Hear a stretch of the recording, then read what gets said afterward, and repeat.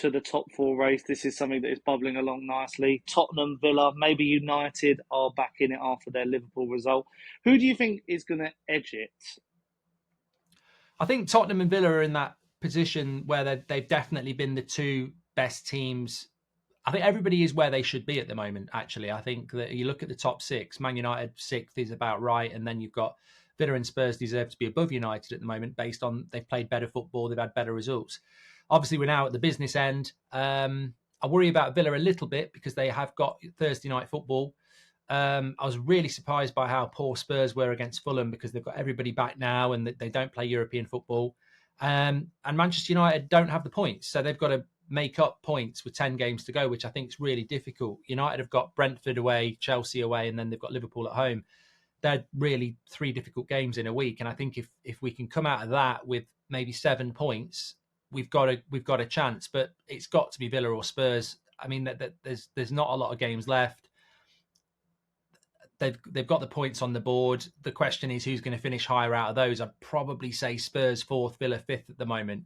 But I have an inkling that United can get back into it. I do think that Villa or Spurs, one of them could just start to fall away because they've got some really difficult fixtures. But United have got to win games, and if United can close the gap, then I think that Villa or Spurs will drop enough points. But I'm going to say Spurs for fourth at the moment. And which team out of those three would you class as having the biggest failure this season for not getting that top four? Who, maybe was predicted to get it and has fallen off and, needs it really to move on, maybe financially as well? I think Manchester United should be getting it from the start of the season. Manchester United should be hands down getting it. And that's a testament to how well Villa and Spurs have done. But it became very apparent very quickly that wasn't going to be that sort of season with United. I mean, I think the sale process has caused a lot of disruption that we're still having a hangover from. More importantly, the injury crisis is ridiculous. I mean, Harry Maguire's gone and got injured on international duty. It's an injury a week, it seems, with United. So I think at the start of the season, definitely United should be in the top four, but that changed very quickly. And judging the season fairly, I would say that Spurs are the team that really should get it. They don't have European football. They've bought really well. They've conquered the absence of Kane fantastically. And I think that when you look at their starting 11 and bench at the moment, they look the strongest of the three.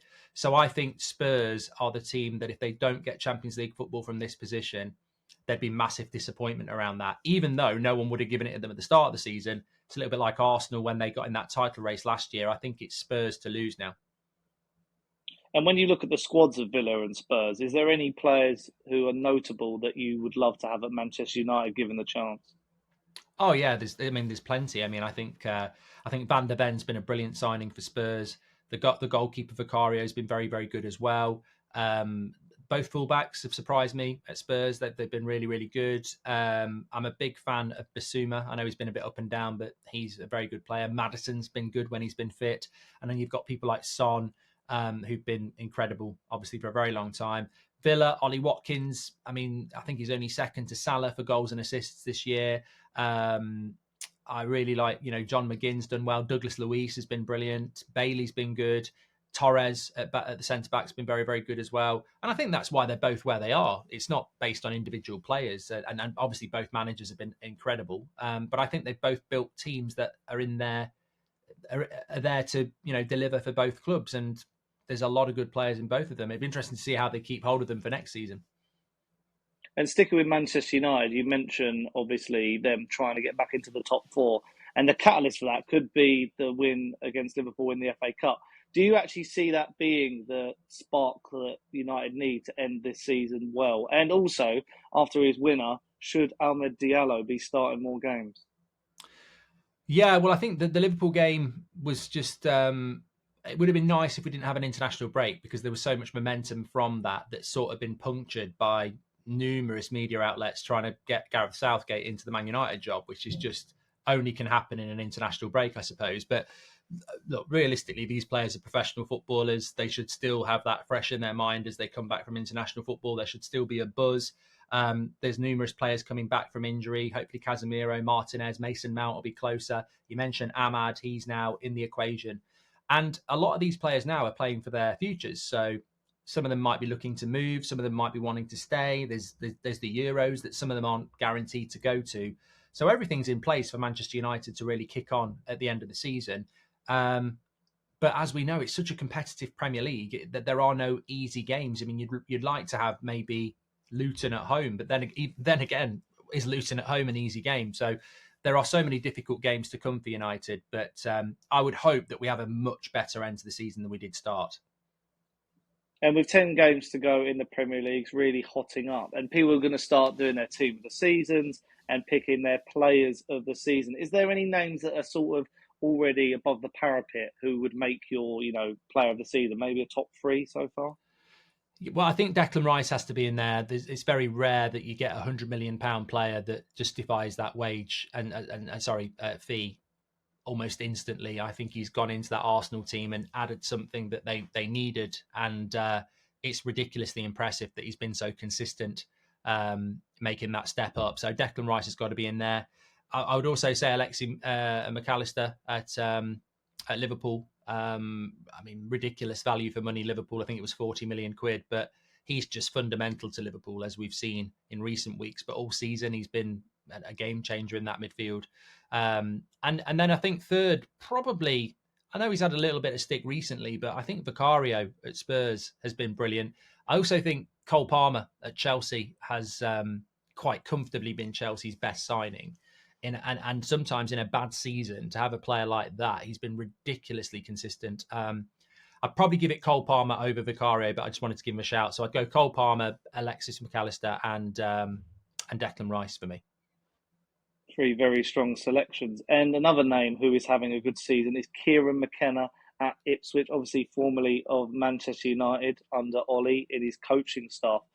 Do you see one day, with all the talk about Ten Hag and Southgate, do you see him potentially coming back to Old Trafford? Because he's playing such an exciting brand of football. But there were reports players were not happy with him at the time. But do you see that more as a player issue more than the Kieran McKenna issue? Could he overcome all that and actually be a top-class coach for United? Well, I think in the Man United fan base, there's still these people who just will not accept that the Ole Gunnar Solskjaer experiment was a failure. I still believe and see on social media that there are United fans that would take Solskjaer back. And one of their big things is that, McKenna and Carrick were treated so badly. People said they were bad coaches, and now look at them. And it's almost like people have ignored the fact that we were really bad, that the training there was so much coming out about the training. And I think what's happened with McKenna and Carrick is fantastic, because they were not ready for that responsibility. They were not ready to do that job, and they were responsible with Solskjaer for those bad results. But that doesn't mean that they're always going to be bad coaches. And what they've done is, and we've seen it with the likes of Rooney and Lampard and Gerrard, some people go in too high. And I think McKenna went into League One. I always get mixed up with those. League One with Ipswich, got them promoted. In the Championship, they've got a great chance of being promoted. And he's gone in at the right level, and he's grown with Ipswich. So I think that, of course, he wasn't a great coach at Man United with Carrick, but they've both gone down to the level they needed to go to. They're learning. And I really genuinely believe that both those coaches will be managing in the Premier League in the next couple of years. If it's Manchester United, then he's really learned a lot, and he deserves it. I mean, at the moment, I would imagine if a Crystal Palace was looking for a manager, then McKenna would probably be the sort of manager they would be looking for. And now, after the international break as well, we've got to get your thoughts on Kobbie Mainoo after his England debut. Really impressive and good for the opening goal for England as well. And the discussion that's coming along at the moment is, what is his ceiling? Can he go all the way and, be a hero at Euro 2024? Or are people getting a bit too far ahead of themselves and putting him too high and rating him too high, comparing him already with the likes of Bellingham? Is it all a bit too early? Considering he only started playing first team football for United in the autumn, I mean, it's been a hell of a ride and a roller coaster, and it's been all good, really. United fans will tell you that not every game he's played has been good. I mean, I remember the Villa away game, he really struggled against Luiz and Jacob Ramsey, but that's part of the process, and United fans are well versed in this. You will have games where it's not so good. Garnacho's had it, and that's part of the nurturing process. I think at United, the potential for him is the ceiling is unknown, as you say.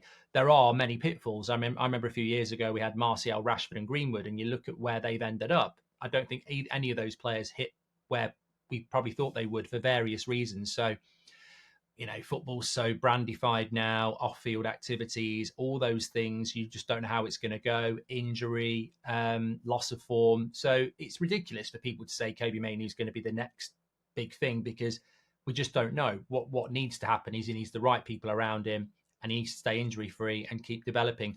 What he does have is something really unique that we saw even in the England cameos, is the ability to not only pass and tackle, but take people on. And in the modern game, that's a rarity, that everyone's play so structured and it's all about passing between the lines. And we saw with the first goal, when Mainoo picks it up and skips past a couple of players, suddenly the space is there for Bellingham to play it in for the penalty. I think it was for Tony. That's the exciting thing about Mainoo. His profile as a midfielder who can actually carry the ball makes him stand out. And I think that's why there's a lot of excitement, is because there aren't that many players in world football who do that. And if he can develop in that way, you've almost got, a bit of a Zidane, Gascoigne type player, Pogba type player. Not saying he's going to hit those levels, but somebody who can actually take people on from the midfield. And that's a game changer. It's funny you compare him to Pogba, because I think there was a report yesterday that Juventus tried to sign him to be the next Pogba for them. So it's an interesting name to compare him to as well. But you've already mentioned this guy's name as well, Gareth Southgate, still being linked with Manchester United. Are you totally against him replacing Erik ten Hag anytime soon? And also, what have you made of the friendlies against Brazil and Belgium in preparation for Euro 2024? Well, I've always been a massive critic of Southgate as an England manager, and I never thought I'd see the day where he was being mentioned with my club. I genuinely think him and his coaching setup belongs in the 80s. I just think it's so basic. I think it's very average. I genuinely don't think any Premier League club should give him a job. I just don't think he's good enough. I think he's a very good, he presents himself very well, and I think he suits international football, but as a Premier League manager, it would terrify me, whoever he went to. So absolutely do not want him at Manchester United. And I didn't really understand why we've got these new owners that would entertain that. I think it's quite concerning. But look, he was linked with the job last week. His audition was 2 home games against Brazil and Belgium, and he fluffed it. That was your audition. I mean, I don't think you should be getting the United job anyway, but he absolutely bottled it because he's just not good enough. And I do believe England will win the Euros, but I think they'll be despite Southgate. I think there's so many good players that he's got that I genuinely think Mr. Bean could manage that team. I really do. I think it's such an open goal. It really is. So no, he shouldn't be linked. I mean, look, if Southgate leaves England and somebody in the Premier League is foolish enough to give him and his coaches a job, then I guarantee it won't end well, because he has no style of play. Like those England players, you can tell they're sort of playing amongst themselves. It's just so, yeah, I can't believe he was linked with the Manchester United job, and thankfully, I don't think he'll ever get it. Well, Mr. Bean might be in the running, but Mr. Bean hasn't got to make the decision of the squad. Who would you say, when it comes to player names, are in danger of not going to the Euros? Is there a couple, maybe 2, 3, who you think they've got to have a really strong end to the season to get on that plane? Yeah, I've got a few. I mean, look, the thing about Southgate is, and another criticism is, he has this nepotism where he just picks favourites. So he's given Mainoo a chance, and I think Mainoo will go, which shows that you can come up on the rails and get in. But on the other hand, we've seen him constantly try and pick Henderson and Phillips and other players over the years that I just don't think that. I worry about someone like Jared Branthwaite, who I think should go, but the status quo will be picked of whatever, people like Dunk and Maguire, and obviously Stones if he's fit. Similarly, I worry about Cole Palmer and Anthony Gordon. I think they both should be on the plane, but then you'd say, well, he's definitely going to take Rashford. He's probably going to take Maddison. And I wouldn't be surprised if he finds a way for Grealish, which is incredible because Grealish has had a bad season and is injured. So I think it's really difficult, because I'd be disappointed if Cole Palmer, Branthwaite and Gordon didn't go. But is he going to really leave a Rashford or a Gordon, a Maddison or a Grealish out? So I think that's problematic. And maybe the striker situation. I mean, does he take Watkins, Tony and Kane in a 25-man squad when he'll probably take Rashford, who can play up front? Does he leave Watkins out and take Tony? And that would be incredible, considering Ollie Watkins has had an amazing season, both with goals and assists. So, yeah, I think that maybe Watkins might go, Branthwaite, Palmer, Gordon. Those are the players I'm worried that might not go because of, Southgate's tendency to take his favourites. And following the end of this international break, if you had to name your Euro starting 11 based on today's current date, who would be starting that first game of the tournament? Well, I think you've got to start strong. I wouldn't start Pickford, but let's be honest, it will be him. So Pickford in goal. It will be Kyle Walker at right back. Stones, Maguire, hopefully Luke Shaw. If not, it will have to be Chilwell. Midfield's easier. I'd go Rice, Mainoo, and Bellingham. And then Saka's going to be on the right. Kane's going to be up front. And on the left, I think you've just got to find a place for Phil Foden, yeah. Very strong team. And finally, on this video today and talking about England, I want to get your thoughts on Ben White after, the furore and the story that played out in the last couple of weeks. And the question is, should he be banished by England forever and never get a call up? No, I don't think so. I mean, look, I did the Man City Arsenal combined 11 there, and I put him in over Kyle Walker because I just think he offers more consistency than Kyle Walker. I think he's been very sporadic this season from what I've seen of him. So Ben White obviously is very deserving of an England call-up. Well, for whatever reason he chose not to. Hopefully we'll have a new England manager after the Euros, and I wouldn't be surprised if that England manager reaches out to Ben White and he says, yeah, I quite fancy it. I mean, there may just not be a trust thing with Ben White and Gareth Southgate. He may well have felt that if he got called up to this international break with people injured like Trent, he wouldn't go to the Euros anyway, and he wants to focus on Arsenal. So I think you can always look, it's not as simple as, doesn't matter. I mean, 20 years ago, 30 years ago, you got people like Lineker, Stuart Pearce, etc. They'd probably go and play for England under anybody. But, football has changed. I think that Ben White should be under consideration for every international call-up at the moment. He's one of the better defenders that we've got. And yeah, I don't think we should be getting to the point where we're banishing people because they don't want to get called up. He's not the first person to do it. Michael Carrick's done it. People have retired a lot earlier than they probably should have done. I think different circumstances and Paul Scholes as well. So yeah, I think judge it under the new regime. Obviously there's a bit of an issue there with Southgate and White, and judge it under a new regime. On AM, on DAB, via the talkSPORT app and on your smart speaker. talkSPORT.